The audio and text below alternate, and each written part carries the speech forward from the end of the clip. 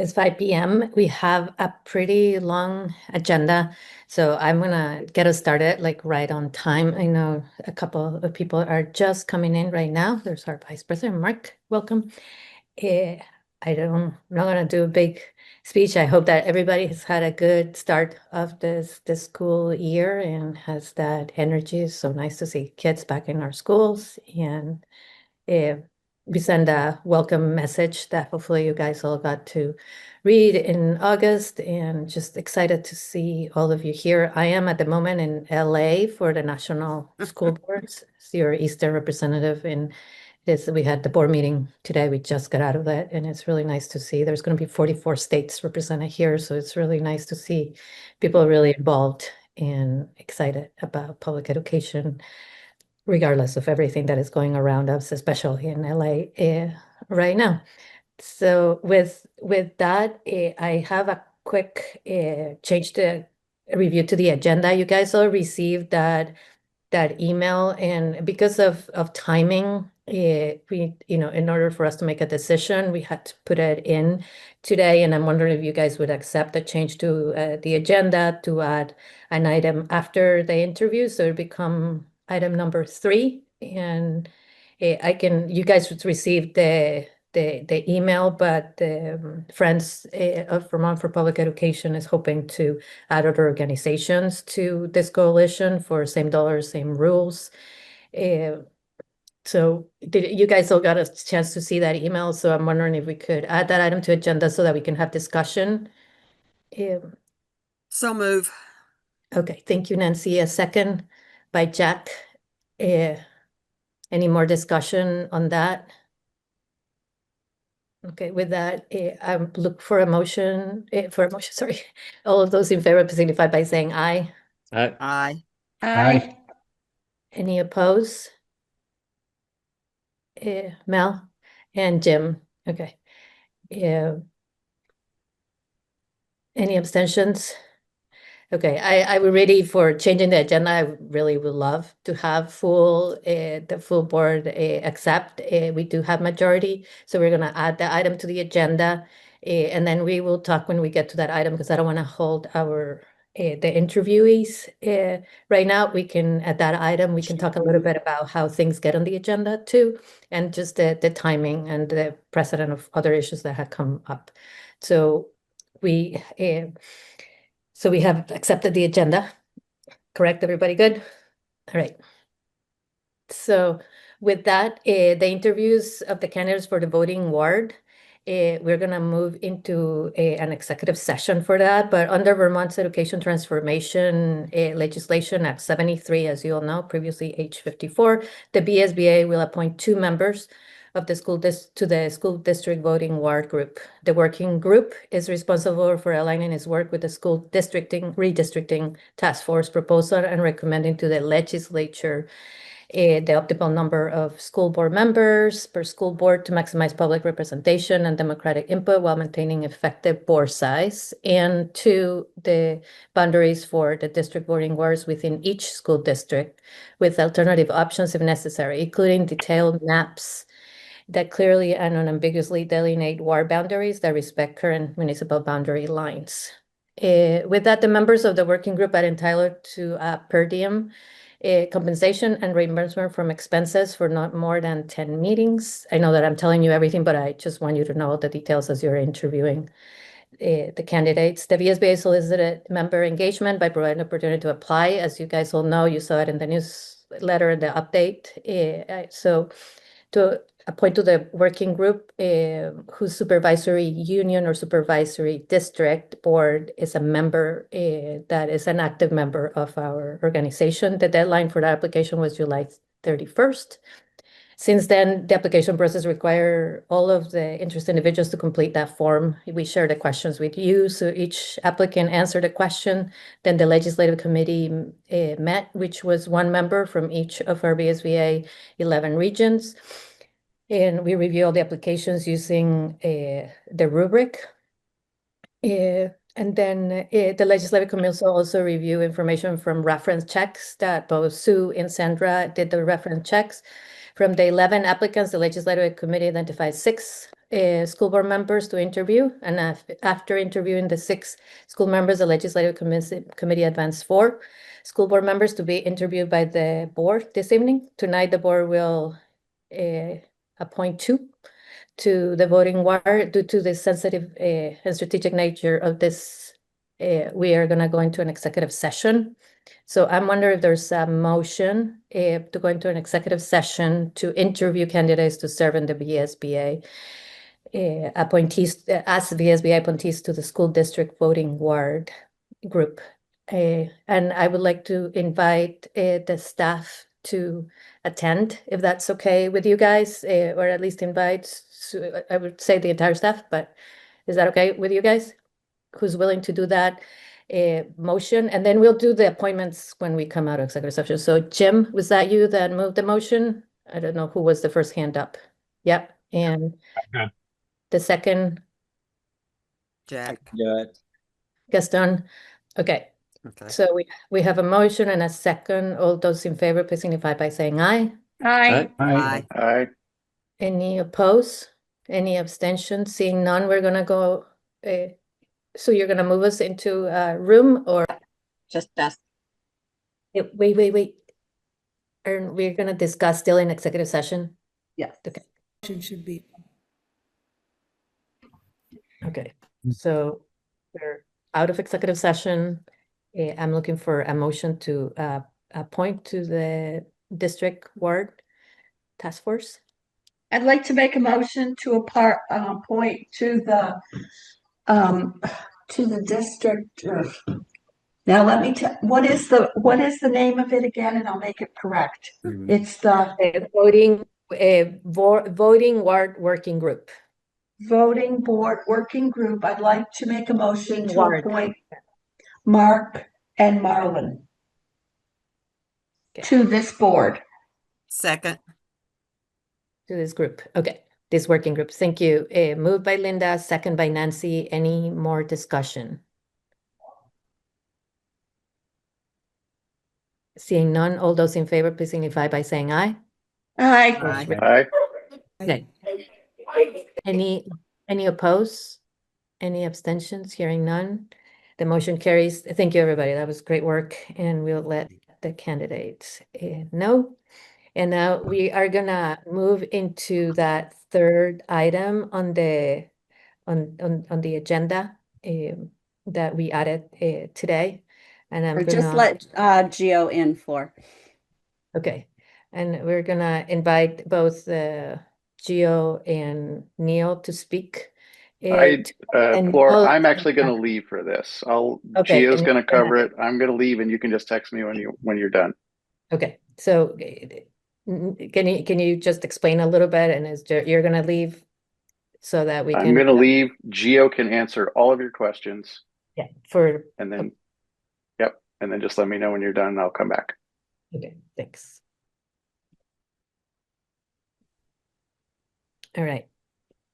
So Gio, welcome. It's nice to see you back in our board. I'm sorry that was live, but Mr. Past President, you're in a different capacity here with us today. Could you please share a little bit on this initiative for your organization? And Neil did leave so that there's no conflict of interest. That's all I wanted him to say. So that they're respecting that. Okay, go ahead, Gio. And I appreciate Neil's confidence that I can answer all the questions. So I'm Gio Honeyford. As Flora said, I was a past president of the VSBA, long-term school board member. A couple of years ago, a bunch of us got together, mostly past presidents, but a few other folks, and realized that nothing is really happening in terms of the private independent schools playing by a different set of rules and yet taking public money. And so we decided that we were going to form a group. We call it for Friends for Vermont Public Education, and we are solely laser focused on just that issue. We feel strongly that if you are a school and you are taking public money, you need to play by the same set of rules. We are not, and I will repeat not, because people will put words in our mouth, we are not against private schools. We certainly see the need for them in the state of Vermont, and especially in certain areas. We just don't see the need for why we have two different playing fields. Um, and it runs a gambit of different things. The state auditor in Vermont, Hoffer, put together a report, and on his report, there are about 90 different items that he identified, and probably 70 of them, the private schools and public schools had different criteria for. And we just want to straighten that out. We've got schools in Vermont that have private schools, private independent schools that are accepting 85 to 90%, 95% of their students are on the public dollar, don't have to have licensed teachers. For some reason, that's really important in the public schools. But when your school has 90 to 95% kids coming from public money, that's no longer important. Accountability is not there. They pick and choose students. They don't admit all students. And some of these schools don't have a disciplinary procedure for going through if they want to get rid of a student. They simply just say, you're not a good fit. It's time for you to move on. So we'd just like to put a stop to that. And the other thing, I've been working on this issue for a long time. I've yet to hear an explanation from the private schools as to why they can't do this. They simply say, we're different. To my knowledge, there's no reason they can't do this. I've never heard of them say a specific reason. So what we've done is we formed a coalition of like-minded groups. Same dollar, same rules is going to be the name of our coalition. And we're focused on that. I know there's going to be a lot of different things that happen in this legislative session, the task force and things like that. That's not what we're looking at. If you expect our group to weigh in one way or the other, we're probably not. So much as, we're looking at justice. We're laser focused on this issue. This coalition we will manage it as the Friends for Vermont Public Education. We have some lobbyists that work with us. We'll pay for that kind of work. But we see everybody in the coalition as a partner. We're not first among equals, we're all equals. And we value the input of people like you guys, because there's a lot of expertise in this room. And we'd like to put it to good use, and have you help us get to this. Now, having said that, we're not looking for money, but if you do want to fund us, great. We're a small group, but that is not an expectation for joining, and it will not be. And we anticipate the work going on for a little campaign for about the next 3 months.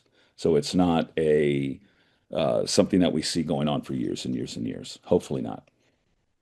So that's a bit about it. I'm happy to answer any questions you folks might have, or if something was unclear about what I said, I'd be happy to clarify. Questions, board members? Mel? Hi, Mel. Hi, how are you, Gio? Good. I don't have questions necessarily, but I am strongly opposed to this, and I have a lot of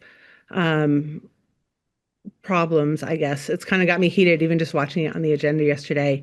And there's a couple things I just want to raise about what it is that you're doing, and most importantly, why I don't think the VSBA should be in support of it. One of the things,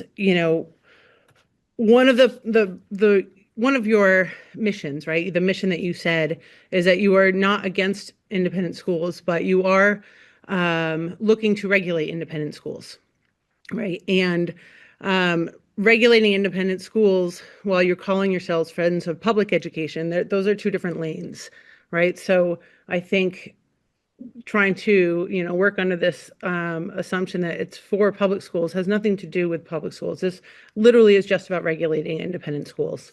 And so I went to your website to see who your board of directors is, and I don't see anybody from our region.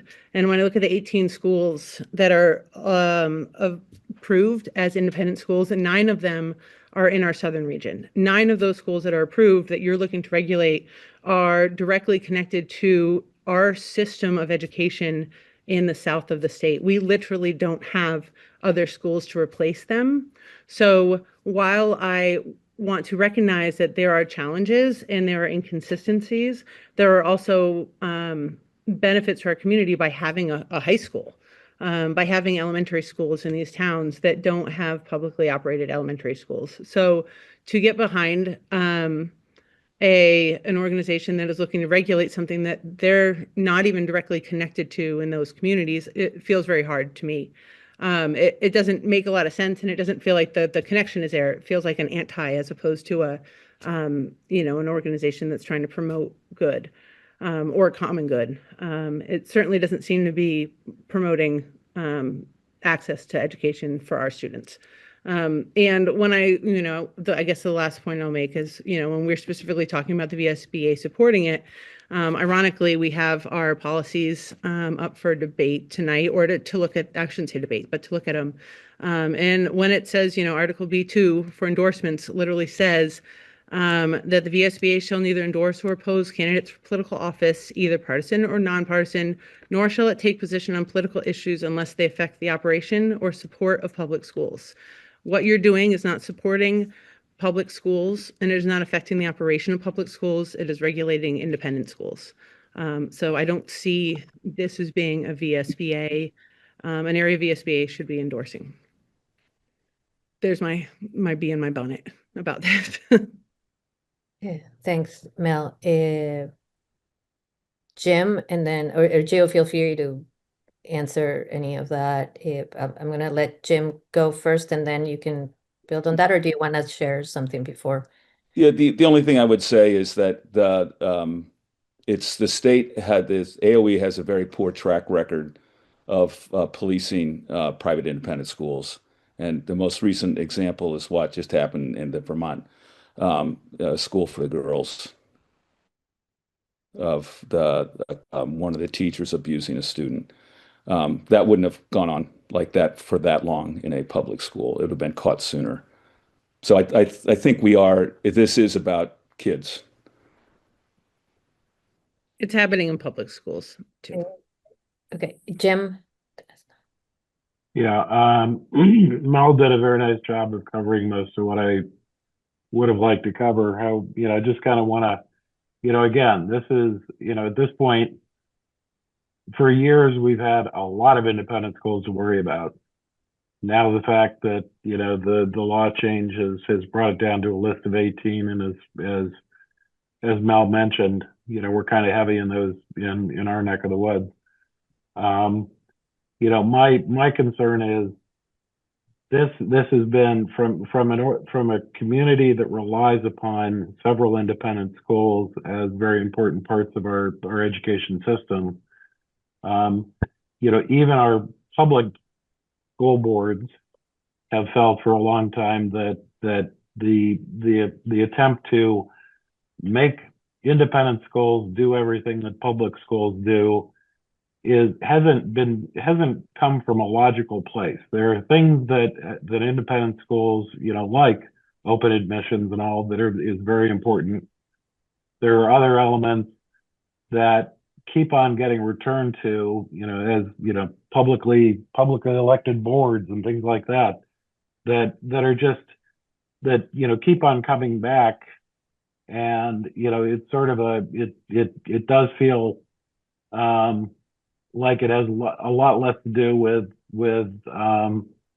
the quality of education that could be provided and the oversight, than it does with just trying to make sure that independent schools are, sort of punished. And I think that the VSBA over time has attempted to figure out, okay, what are the real important elements with independent schools that need to be managed better through World Series 2200 or whatever, and let's focus on those. My concern is that it never stops at that. It always goes beyond into areas that really aren't that important from the standpoint of ensuring the quality of education to our kids.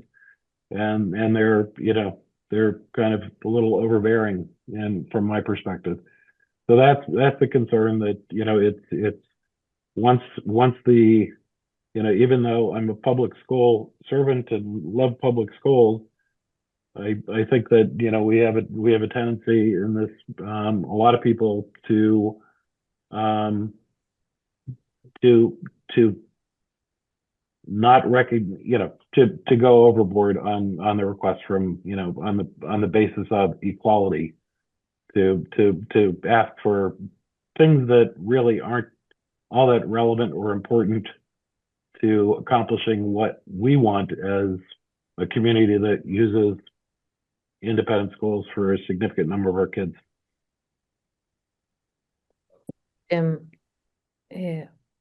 Gio and then Mark. Yeah, so Jim, long time. Good to see you again. Jim and I have Yeah. had a conversation before, haven't we, Jim? A few times. There you go. Yeah.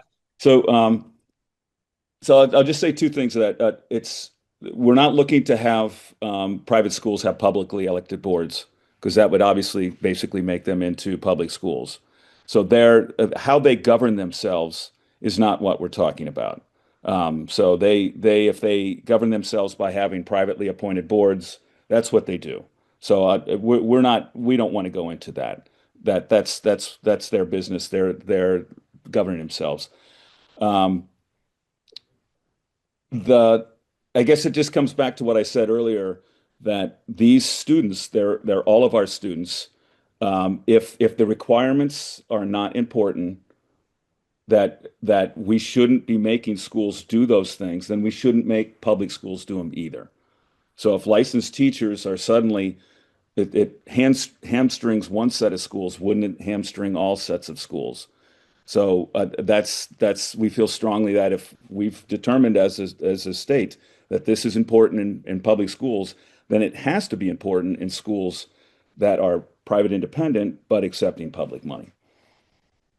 Okay. I guess I never get the feeling that that in the, I feel as a blunt instrument, the public schools, public fund, you know, or whatever, the basic thing, it feels like you're going after everything. And I would venture a guess that some people who are on board with you think that it should be going after every single element, turning them into public schools. And that just causes real concern here. So, the nuances I'm not picking up on from the organization at this point. And I know there are problems that need to be fixed. Mark Clough and I have talked enough about, there are problems with independent schools that should be fixed, and should be fixed through the rules being changed. But you've got to make sure you fight the right battles. Thank you, Jim. Mark. So I'm in a district that has Linden Institute and St. Johnsbury Academy, and our district is faced with probably losing our public high schools through all of this. I'm going to be the antithesis of Mel and Jim, and I don't hear Gio saying he's going to be monitoring and regulating independent schools. I hear him saying, let's just make this fair for all kids. Because I know, like St. J Academy now, I don't accept all kids. They quickly remove them from the rolls when there's problems, and I don't know where they're going to end up going. They also don't provide public transportation, which to me is an equity issue. I've got a lot of different issues, and with the carve out on their tuition rates that they're going to be, that possibly could come in through Act 73, and what we're going to have to pay in tuition. That's a real concern to me, that they get this dispensation. So I'm not about putting my thumb on independent schools. I just want it to be a level playing field, and I want all kids to have equity in how they're served in schools. That's my take. Thanks, Mark. Linda, and then Michael Inners, and then Clayton. Well, I always go back to what is written and under the strategic plan monitoring tool, and I think we put that a lot in everything we say, is that public education is the foundation of and for democracy. Public education is critically important for a healthy democracy. Vermont is a state where every student has equitable access to a world-class public education. Public education is the greatest equalizer.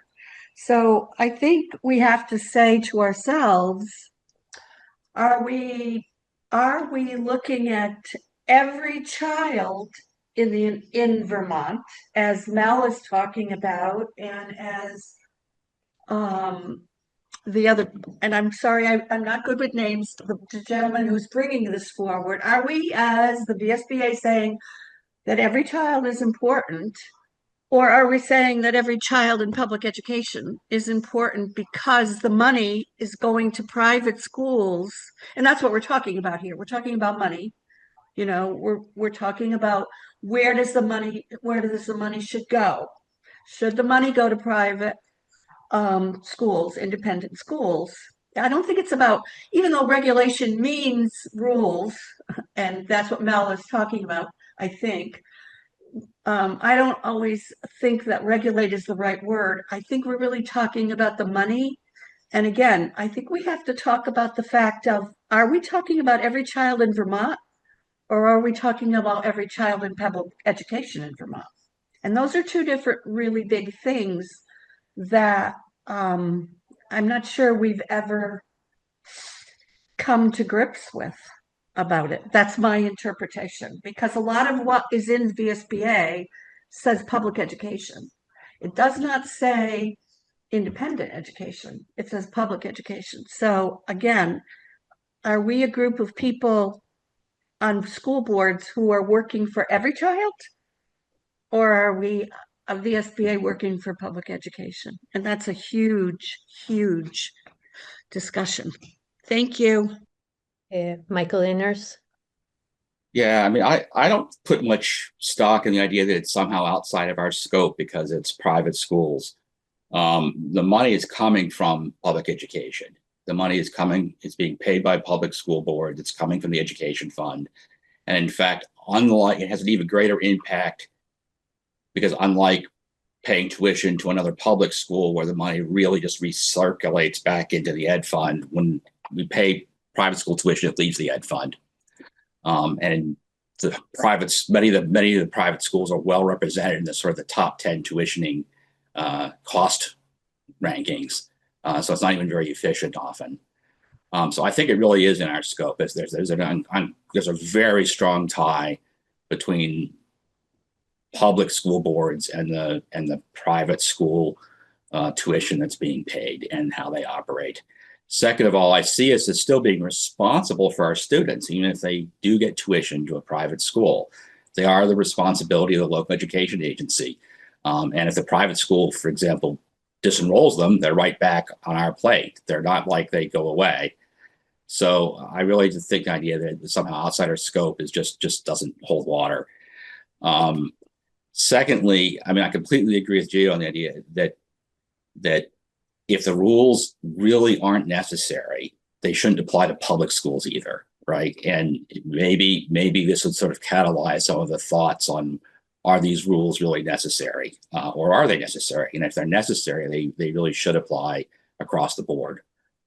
And it may be a bit of a blunt instrument to sort of start from, well, put all the rules on the private schools, but maybe that would catalyze some examination of what's really necessary and what isn't.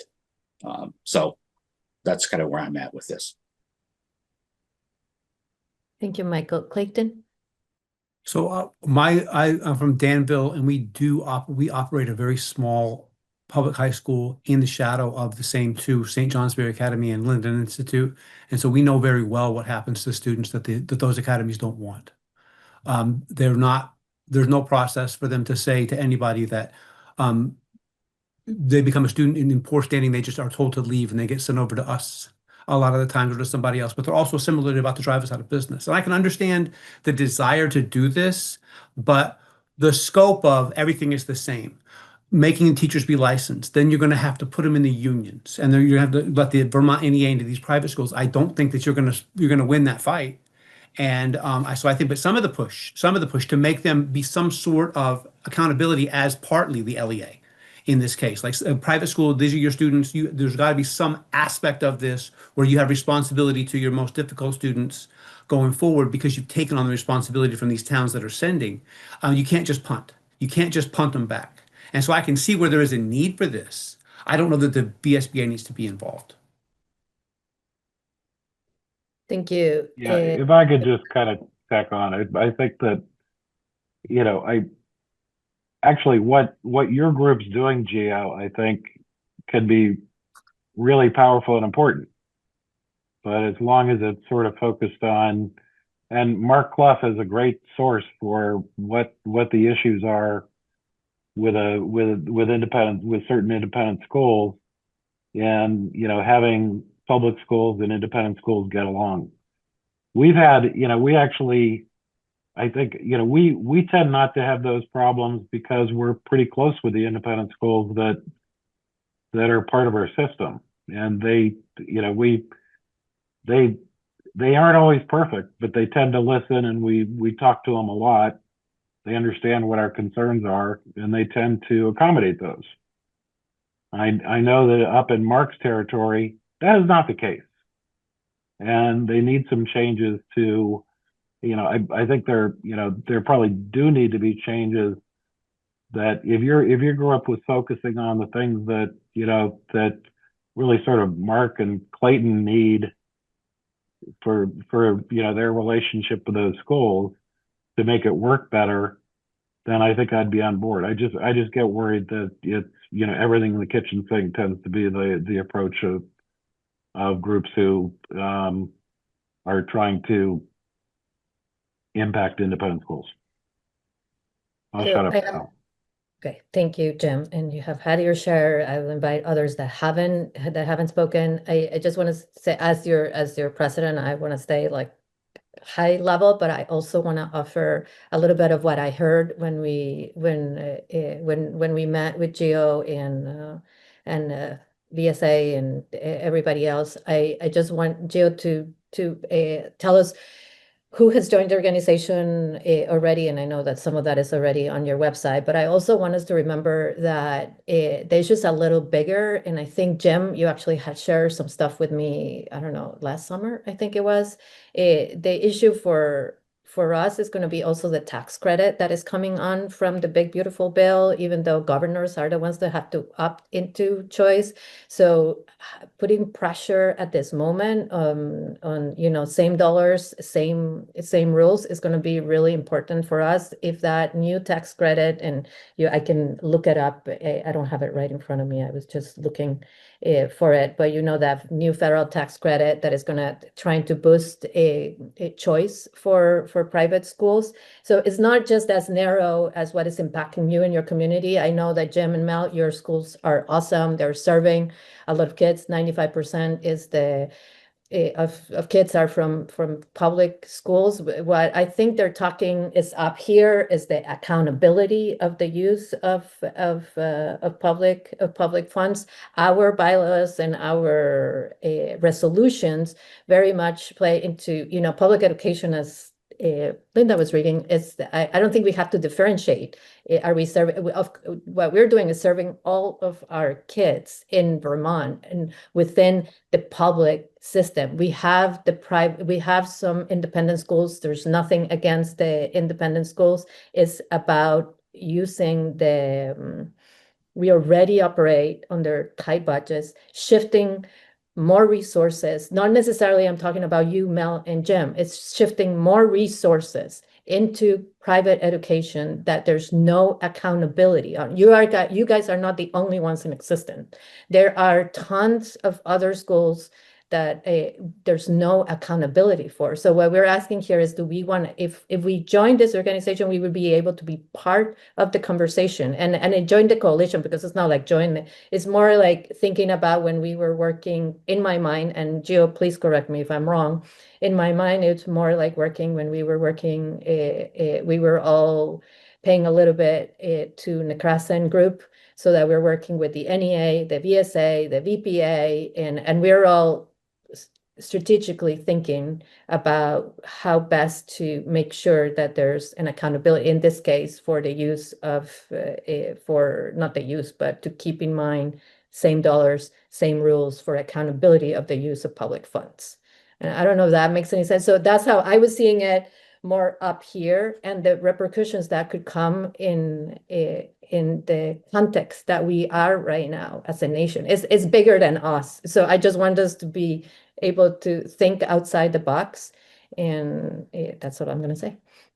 And Gio, Yeah. you can correct me if I'm like No, you did not misspeak there, Floor. I will give an example from, and this is a rather dated example. It's probably 5 or 6 years old. This particular independent private school has now changed how they operate. But at one point down in my neck of the woods, there was an independent school. They had at one point 135 students in the school, 125 were on the public dollar. Not a single one had an IEP. Zero. 100% of their high school graduates were going to college. You can't tell me that they're not picking and hand choosing who they're taking. So some kids from some of the sending towns in my area got to go to the school of their choice, this independent school. Other kids, they were told, you're not a good fit. And then anytime a kid got in trouble, didn't do their homework, bad grades, didn't matter, they were in our public high school. Bam, just like that. Now that particular school has now changed the model how they operate. They don't operate that way anymore, but they are still obviously a private independent school. So it's not, if the school in your area is great, that's wonderful. Not all the independent schools, private schools are playing by the same set of rules, because they don't have to play by any set of rules. There are no sets of rules. It's the Wild West out there. So some are way off the board. Some are really close to public schools. It's all over the place. So one more thing that I will add. Thank you, Joe, for that. I don't want us to get into the weeds of like a lot of small examples right now, because we have a very packed agenda. So really, we were going to stay up. One question that was asked is like, why are we even looking at this? One of our policies that they just remind me about is that we have policy B1, that is relations with others. And it is I'm just going to read it because believe me, I don't know this by heart. It is the intent of the VSBA to participate in coalitions and partnerships with other groups or associations when those activities are determined by the board of directors to be ones which will advance the cause of education generally or the interest of the association and its members. So within that mind frame, that's how we're looking at this with Gio and others right now.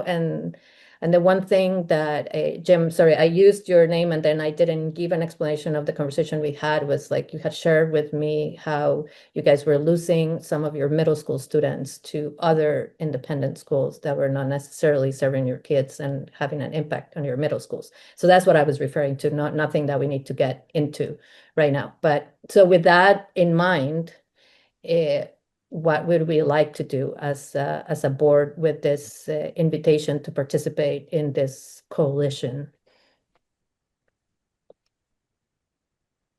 I don't know if others want to speak to it or that haven't had a chance to speak. Barbara. You're muted, Barbara. You said you asked Gio who else is in the coalition, and maybe it's on their website, but could we hear who else is in the coalition? Yeah, so that's so far. I just got that announcement today, and I was just looking for it, and I couldn't find it again. I think so far the ones who are definitely in are the VSA, NEA. I think VASBO's in.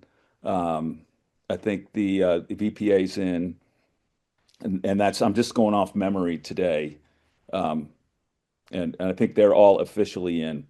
We did have a kickoff meeting, and it was just for people we thought might be interested in coming in. So they all came to that, including the VSBA members, but at that point, no one was considered a member. Floor, just to start a formal process, I'd make a motion. Do you want that? Yeah, that'd be great. make a motion for the VSBA to join the Friends of Vermont in their coalition. I second that. Thank you, Mark. Second by Linda, right? All right. More discussion. Otherwise, we can vote. All those in favor, please signify by raising your hand.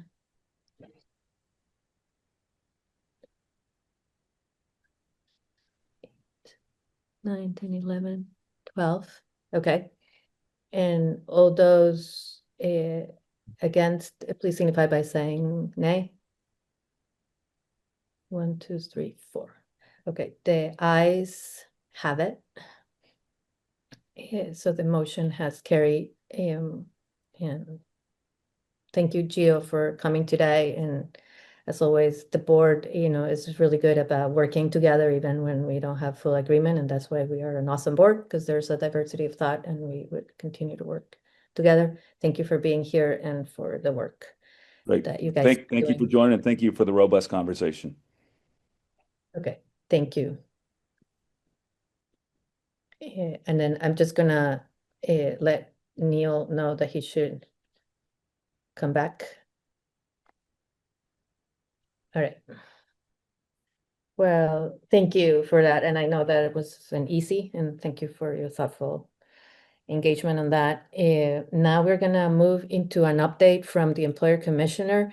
And I'm gonna propose an executive committee, and I'll tell you more about. So pursuant on 16 VSAA Chapter 61, the VSBA appoints 5 commissioners and 2 alternates to the Commission of Public School Employee Health Benefits. The VSBA appointees are called the employer commissioners. We're going to receive an update from our chair of the employer commission, and that's Mark, who is with us.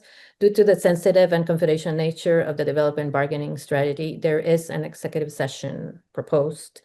So is there a motion to go into executive session for an update for state bargaining health benefits? And can we invite staff again to attend? Could somebody make that motion? I can make this motion. I'll second it. Okay, so Mark is gonna make the motion and Bart is seconding. You got that, Debbie?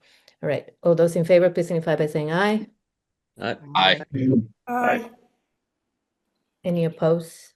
Abstentions? We're in executive session now because there's nobody else here with us. Do And we we'll need to turn stop off the recording? recording.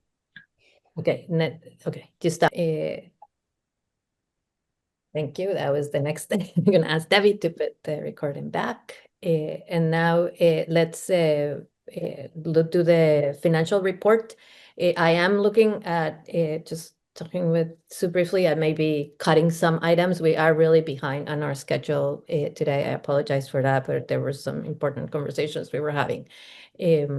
But Jim, with that in mind, I'll try to be quick. finance report. Okay, you got a balance sheet and income statement. Remember, our fiscal year ends June 30th, so this was essentially, these are the financials for the last full fiscal year. What you'll see in here, you remember we set our budget for fiscal 26 back in May. We approved a budget. At that point, we had expected that the year would end up with a positive bottom line of about 87,000. That actually came in at closer to 150,000. Primary reasons for that. So what we did with the fiscal 26 budget, we built in the estimate of 87,000 into our budget as funds that were already there. But we actually have additional funds that put us a little bit ahead for going into the new year. We were ahead because we actually spent less than expected on collective bargaining supports, Mark. So, about 15,000 less. Our compensation costs were a little bit higher. Board development services were busy, and the net results were about 10,000 ahead of expected. Good job, team. And the other kind of big item is, you may remember back in May, we were talking about that was in just after April when financial markets, went into meltdown. well, they came roaring back, and a big part of our outperformance last year was due to the investments. Looking at our balance sheet, we're in a very solid position. Our restricted net assets, we normally, focus on that being, anywhere from 3 to 6 months of expenses, and we're roughly at 4 months at this point. We also, you'll notice on the balance sheet, there's another item in there. This ties in again to investments.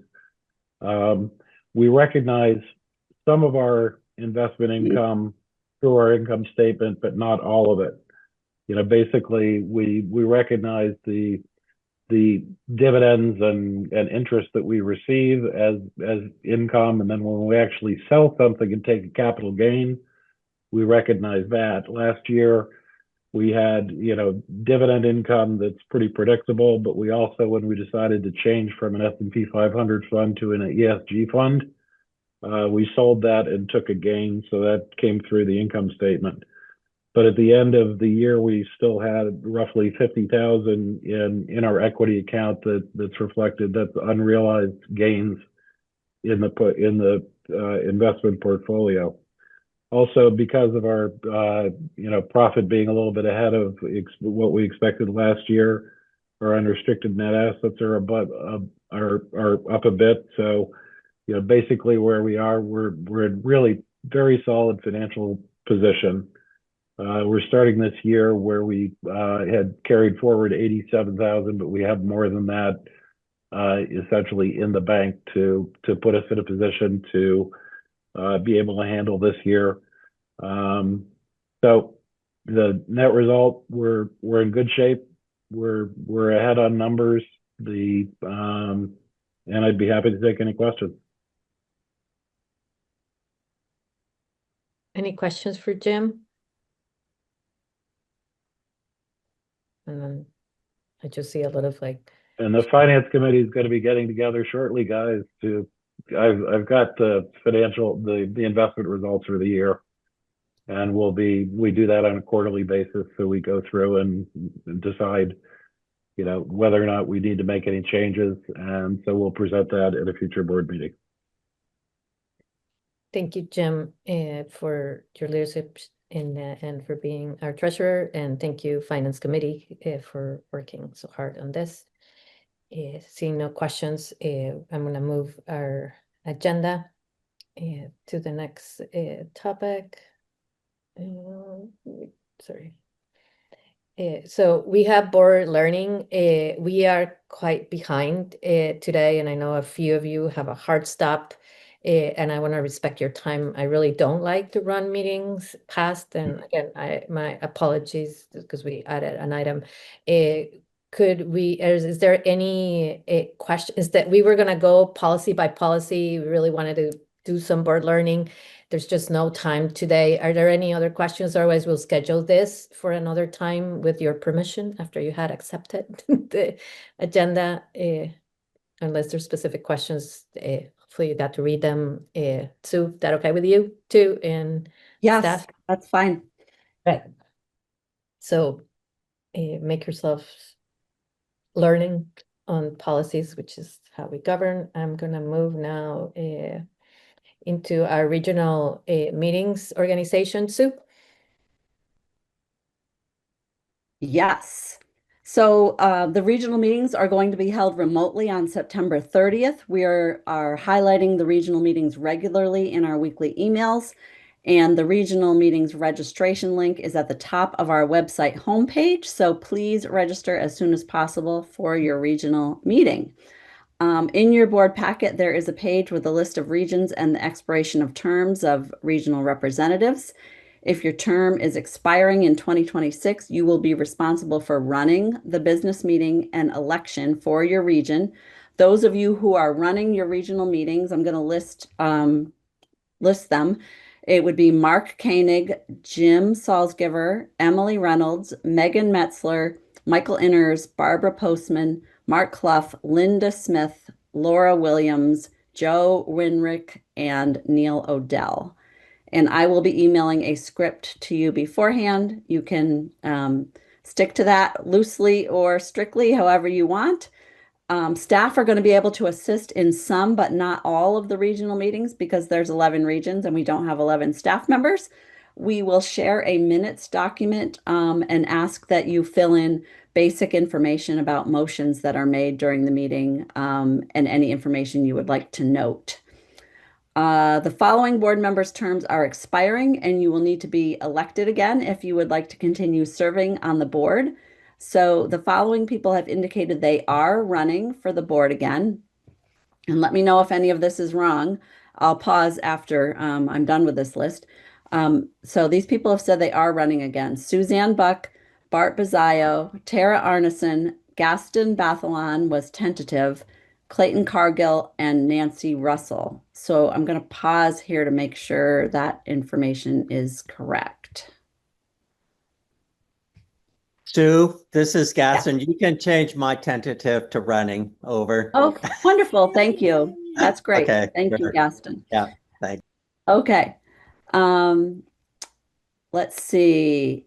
At the last board meeting, we indicated that if your term is up and we haven't heard from you yet, you should let us know by this meeting if you are planning to run again. So for the remaining board members whose term is up, I will call out your name and please indicate yes, you will be running or no, you will not. So there's 3 people that we need to have information from. They are Mel Virgilio, Jack McCarthy, and Dan MacArthur. So Mel, have you determined if you are running again? I have a potential Bennington resident and part of the SVSU that might be willing to run. So to be honest, I'm in communications with them and trying to get that solidified for you. Okay. Okay, great. Yeah, just be in touch with us, Mel. And if the person is interested, if they can send to Amy and I a photograph and a short bio, then we would be able to include it in the materials for the regional meeting. Great. We'll do that. Thank you. Thank you. What about you, Jack? I have a fly that's flying around. That's why I keep waving my hands. Yes, I intend to run again. Wonderful. Thank you. And then the other one is Dan MacArthur, but I'm not sure. Is Dan here tonight? He's not here. Okay. All right. I'll get in touch with Dan and find out.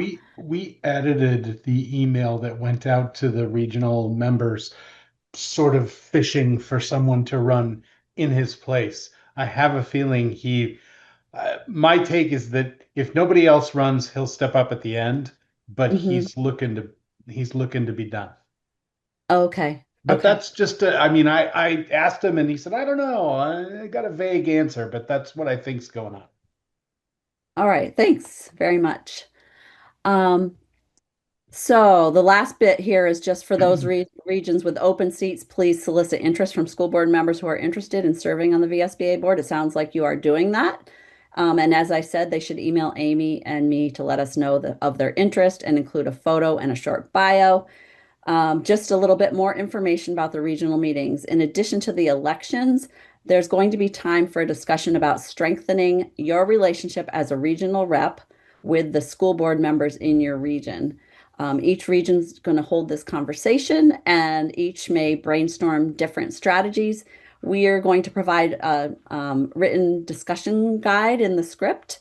You won't have a long time to do this, but I think it will be, definitely worthwhile to try to figure out some additional ways to strengthen communications and the relationship between school board members in the region and you as regional reps. At the end of that discussion, everyone will return to the main Zoom room for a presentation by the co-chairs of the school district redistricting task force and have the opportunity to provide some input to those co-chairs. We created a model email for you to use to email members in your region, encouraging them to attend their regional meeting. And thank you. I think almost everyone has emailed that to the school board members in their region. So thank you very much for doing that. And does anyone have any questions about the regional meetings? Doesn't look like it. I don't see any anyway. Do you see any? Jim? Quick, just curious. Do you think the heads of the redistrict task force are going to have anything written to provide us as well as verbal? They may have some slides. Yeah, and actually I'm also working on, and they won't have these results yet, but we'll be able to tell people that this is happening and going on. Sending out a survey to school board chairs with some questions that will solicit some information that will be helpful to the task force. So that is in the works. Okay, any other questions? All right, here, seeing none, we're gonna move into the annual business meeting update. Do you want me to do that, Sue, or you want to do that one and have? Yeah, I can do that one. It's just very quick. Just wanted to make sure everybody knows the annual business meeting is going to be held on October 23rd at 6 p.m. via Zoom. The agenda for the annual meeting is posted on the VSBA homepage, and it includes, of course, voting on the proposed resolutions. Each supervisory union and supervisory district with an active FY26 membership is entitled to one vote. When registering for the annual meeting, you will be asked if you are the voting delegate, the alternate voting delegate, or an attendee. Please do not indicate you are a voting delegate or alternate unless your SU or SD supervisory district board has appointed you at a meeting. The resolutions webinar is being held tomorrow, and I wanted to thank Sandra. She's actually had to attend a school board meeting tonight, working with a school board that we're providing some services for. But she staffed the resolutions committee, and Mark Clough chaired the resolutions committee. So thank you to Sandra and Mark. They're going to be the presenters in the webinar tomorrow, along with representatives from the boards that submitted proposed resolutions.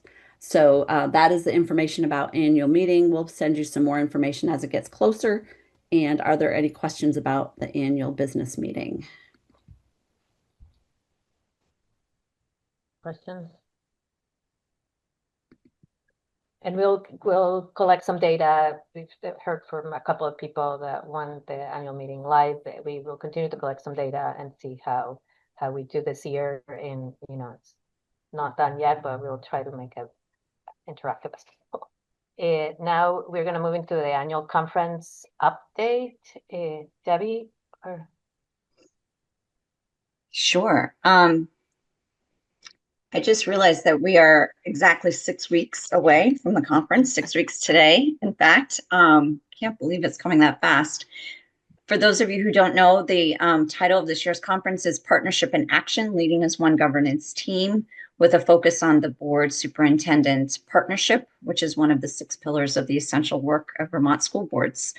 So we chose this theme this year because given the uncertainty in the educational environment, we feel that effective school leadership is more important than ever. And leadership in tough times really does start with having the right team. So we are very excited about our keynote speakers, as well as all the workshops that we've planned for you. I won't go into what they are because of time, but send you to our website where you can read about our keynote speakers and their presentations, as well as the workshops.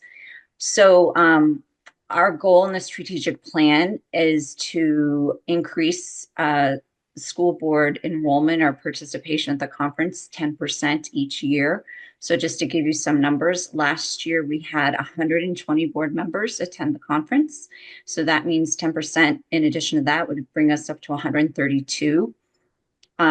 As of today, we have 62 board members registered, so a little less than half of what our goal is. You may know, you may not know that we have over 815 board members in the state. So when we set a goal of 132, we're only speaking about 15% of our school board members is what we're aiming for. So I think it's a doable goal. Given our new location in Burlington, we are cautiously optimistic that we will reach this goal. We have capacity for, in fact, all 850 school board members, should they choose to attend at our new venue. So that's cool. But we really wanted to keep the registration fee low, and we did this year about the same, even though the venue is going to cost a bit more, because we're betting that we can really get our numbers of participants up there. So that was kind of the rationale for the thinking. We kept it to 1 day. So again, to honor the wishes of board members who've said we can't take more than a day off from work. So we're having the conference on 1 day, as we did last year. But that will be preceded the day before by the pre-conference workshop for board officers and superintendents to attend. So October 29th is that pre-conference workshop. October 30th is the conference for all members. We are going to ask you to help us get to our goal in a couple different ways, by registering if you haven't already, and also encourage your board members, obviously, to attend. Try to get as many. I think having a competition to see which board gets the highest percentage, not number, because some boards like mine are only 5. So we should probably do it based on who can get the highest percentage turnout at the conference. Would be fun to do sometime. And we also will be preparing a regional communication for you to send out to your regions later at some point. So thank you in advance for all that you're doing for getting our board members there. And I promise you there will be no regrets. Thank you, Debbie, and thank you, Sue. Thank you, and your team, and Amy and Sandra for all the work on the conference. Any questions for Debbie? Okay, for now, just please register for the conference and bring your friends and colleagues from your school board. The next item on our agenda is the strategic plan monitoring report. I'm gonna let Debbie get started, and wondering if we do like a speedy version of it. I think I can still finish the meeting at 7:30. We have an executive session after this, so there's a lot of work that goes into this, so I hate to just like table it, but I'm looking for your guidance. Do you think you could do a speedy report of the goal 2 in systems and resources? I can Debbie and try. Sue? Yeah. We can try. A lot of folks, I don't want to prepping for this, so I want to respect that too. So, oh, thanks. Well, I mean, Any if you board- read if people read the reports, the strategic plan monitoring reports each meeting, then you'll have a sense of how we're doing and where we are. So I don't want to be repetitive, but there is one change. So the first KR under this goal is the pre-service candidate training. So this refers to our Get On Board campaign that we started 2 years ago. We're trying it a 3rd year. And the aim is really to get members of the public to run for school board, and also for them to have the correct information about what it means to serve on a school board before they actually get to the board table.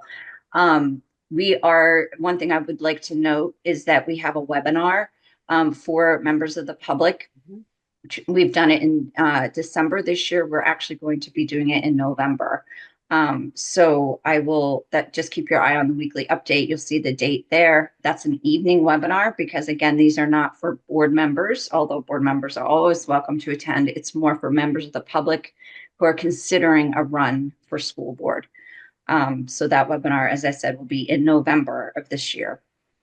The next KR is about new board members and how we help onboard new board members.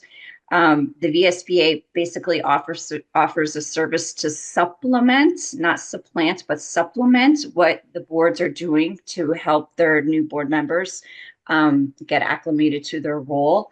And as you know, we offer an academy in the spring over 2 evenings. Our numbers are flat. They have not increased year over year. I'm not sure why that is. I have some theories, but I won't go into it now.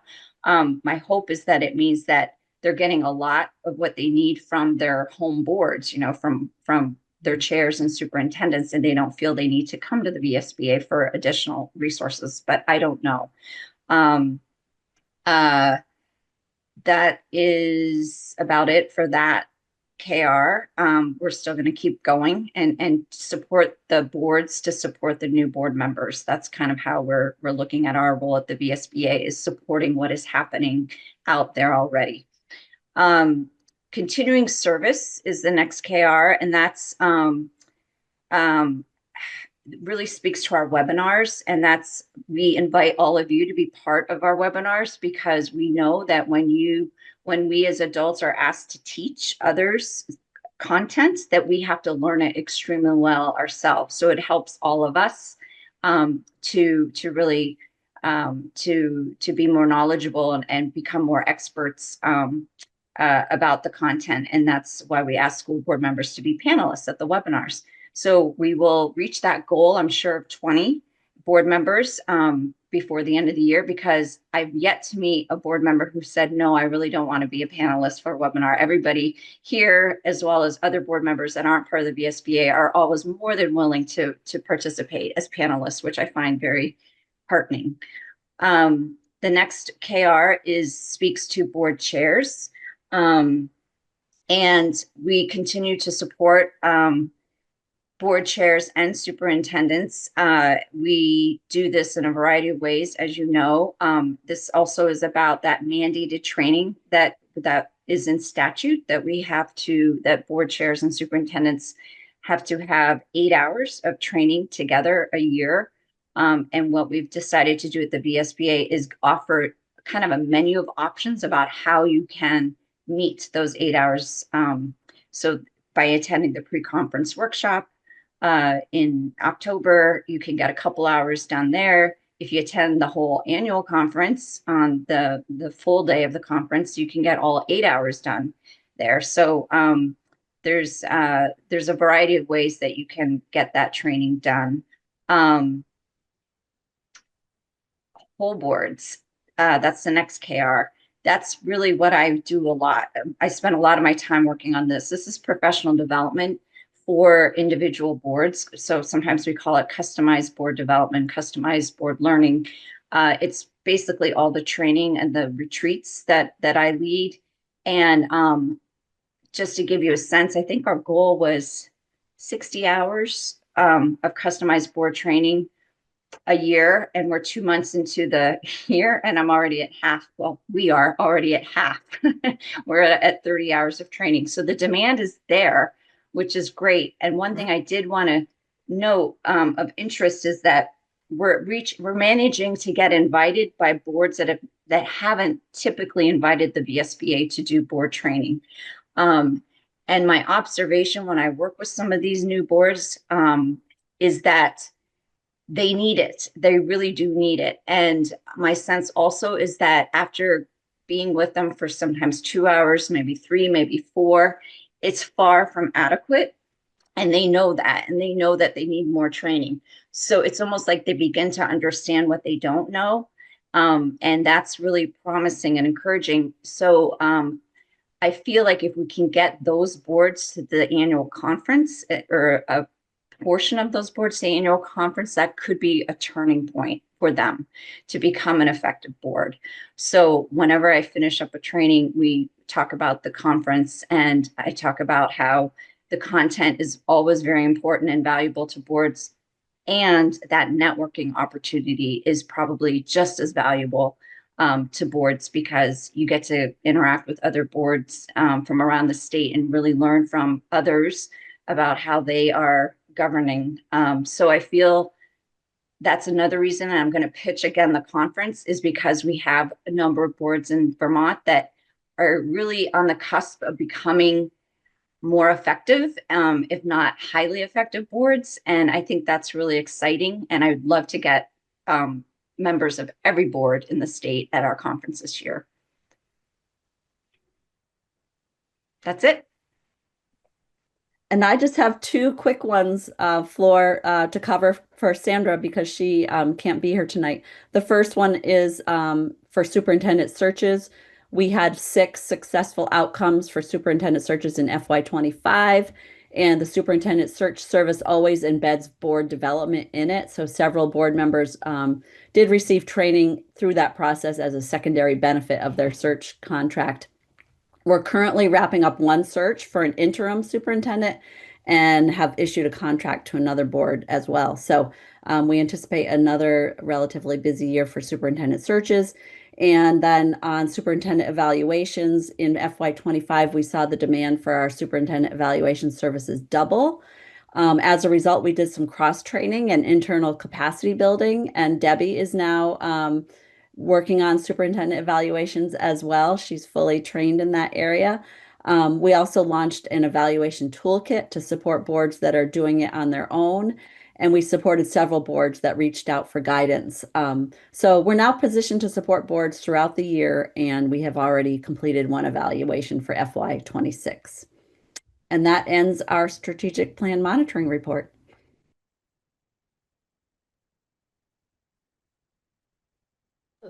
Sorry, I was trying to unmute myself. Thank you, Sue. My internet is saying that it's unstable. I'm not sure why, because I should have good internet here, but hopefully you can hear me. We're gonna move now, and thank you. Are there any questions for them? I don't see any hands up. Thank you so much. This really means a lot because this is how we operate, and it's nice to have this updates, and I like how we are breaking them up for you guys, so hope the entire board. I know that the entire board appreciates it. We're now moving into the consent agenda. I would need a motion to approve our August minutes. I have a volunteer. I'll make a motion to approve the minutes as presented. Thank I'll you, second Jim. it. Second by Clayton. Oh, okay. Barbara. Clayton had raised his hand. Okay, Barbara. Any discussion or any amendments to those minutes? Seeing none, all those in favor? One sec. Can we check the date on the minutes? I believe it referenced 2024. Good point. Yeah. Right. Okay. So with that amendment, I will change my motion to with the one change. Yeah. with the small change. Okay. All those in favor, and you accept that, Barbara, I'm Yes. assuming? Yeah. Okay. With that, all those in favor, please signify by saying aye. Aye. Aye. Any opposed? Any abstentions? Hearing none, the motion carries. Now the last item in our agenda is we're gonna have a executive session on the evaluation of our executive director. The executive director and the rest of the staff are excused from the meeting at this point. Thank you for all your work. Sorry, we're running a little behind, but I think we're gonna end up on time. Thank you for all I you just do. want to make sure. Make sure that I'm the host. Yes, And so we that don't I have to can share it. It's because if I can't share the screen, I'm cooked. Right. So Amy, can you make her the host? Because it's not allowing me to make Flor the host. I think it happens when we go out, but let me see if I can do it right If you here. don't make me host, I won't be able to share, hopefully. No, I know, but I think it gives me an option when we leave, but let me see if I can, oh, yep, here we go. Okay. Okay, you are the host. Great. Thank you. Good And night. please let us know the motions on the adjournment when you're done and what time you finish. Okay. So we'll let you know. So, and you saw we are going in at 60. Oh, sorry, I have the time. What time is it right now? It's 7:17. There. Okay. Bye, everybody. And thank you. And Flor, you'll probably want to stop the recording. Oh, yes, I'll do that up there. Thank you, Neil. Stop.